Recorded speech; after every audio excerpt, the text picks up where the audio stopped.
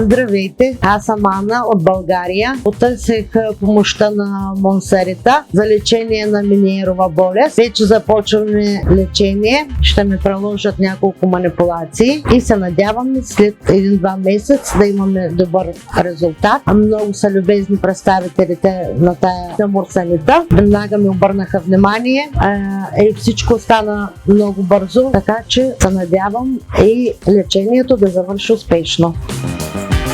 Здравейте, вече съм се вкъщи. След лечението ми в Турция се чувствам много добре, за което искам да благодаря на доктор Меличи и неговия екип. Благодаря ви от сърце, Монсарита.